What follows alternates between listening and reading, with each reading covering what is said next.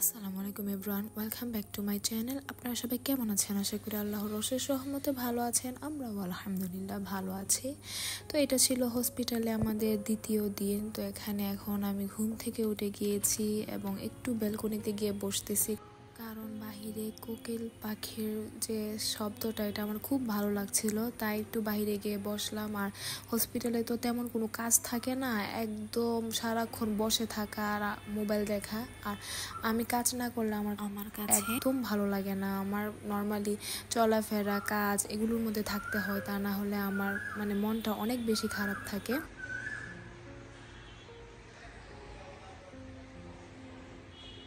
এখানে আবার দেখলাম যে বৃষ্টি হয়েছে রাতে, তো সেজন্যই সব কিছু একটু ভেজা ভেজা ছিল।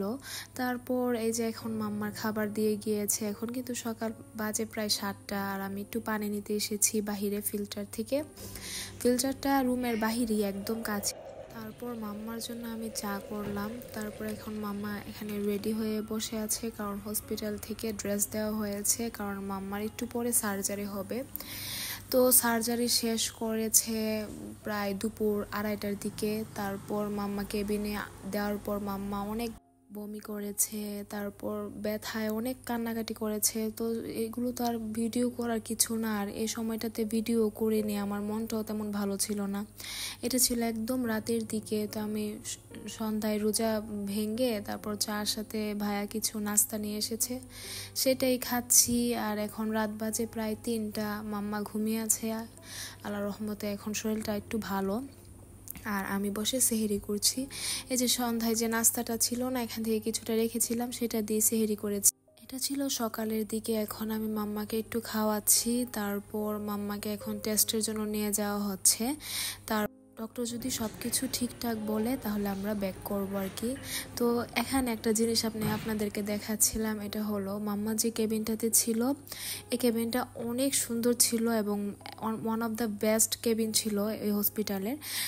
তো সেই কেবিনটার নাম ছিল আমার পাপার নামে, এটা একটা কোইন্সিডেন্স বলতে পারেন। আর এত ভালো লাগছিল যে আমার পাপার নামে কেবিনটা এত সুন্দর।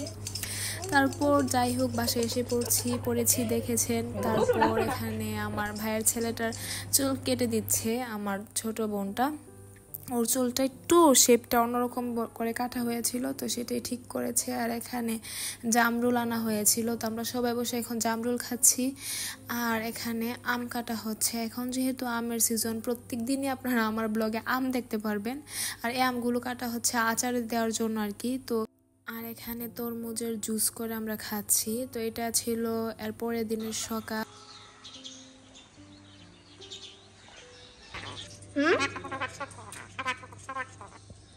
কি করবে তুমি?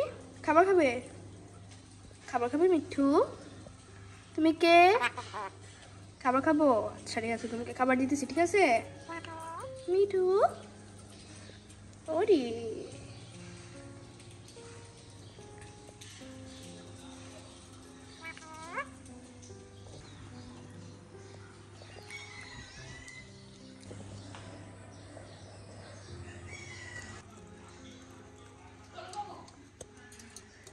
এটা হচ্ছে আমার কাকার বাড়ি। তো এখানে দেখেন আমার কাকার ছেলের গরুর খামার আছে, তো সেখান থেকে কয়েকটা গরু মহিষ এখানে এনে রাখা হয়েছে। তো সেটাই আমি দেখাচ্ছিলাম আপনাদেরকে, একদম আমাদের বাড়ির সাথে। তো এরপর ছাদে গিয়েছিল আমার ছোট বোনটা আর আলফিয়া। তো ওরা গিয়ে ছাদে ভিডিও করে নিয়ে এসেছে আমার জন্য। দেখেন কতগুলো আম।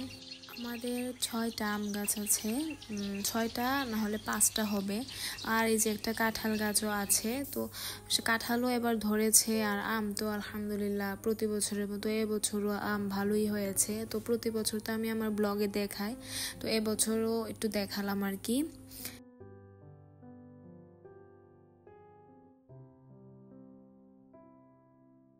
এটা ছিল সন্ধ্যার দিকে। তো এখন আমি রান্না করছি। তো আজকে ছোট আলু দিয়ে মুরগির তরকারি রান্না করব।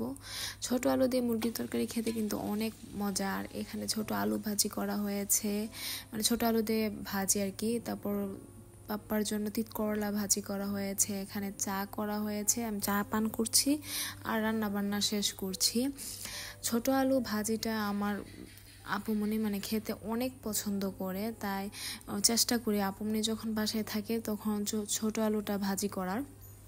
তারপর মুরগি দিয়ে ছোট আলু অনেক পছন্দ করে, তো সেটাই রান্না করছিলাম।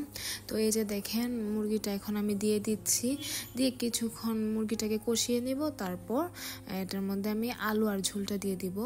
আর এখানে এখন আমাদের বাসায় মেহমান এসেছে, কারণ মাম্মাকে তো দেখতে হবে তাই না, মাম্মাকে দেখার জন্য আমার যে রিলেটিভসরা আছে ওরা আসতেছে। তো এখানে ডিম সিদ্ধ দেওয়া হয়েছে আর পিঠা বানানো হয়েছিল, তো সেটাই এখন দেওয়া হচ্ছে।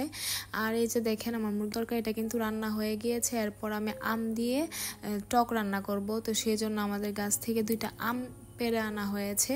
তো এভাবেই আজকের ব্লগটা একদম র্যান্ডমলি, মানে কয়েকদিনের ব্লগ একসাথে করে তারপর আমি আপলোড করলাম, আপনাদের সঙ্গে শেয়ার করলাম। তো আশা করি আপনাদের কাছে ভালো লাগবে। তো আজকের মতো এই পর্যন্তই। আল্লাহ হাফেজ, আসসালামু আলাইকুম।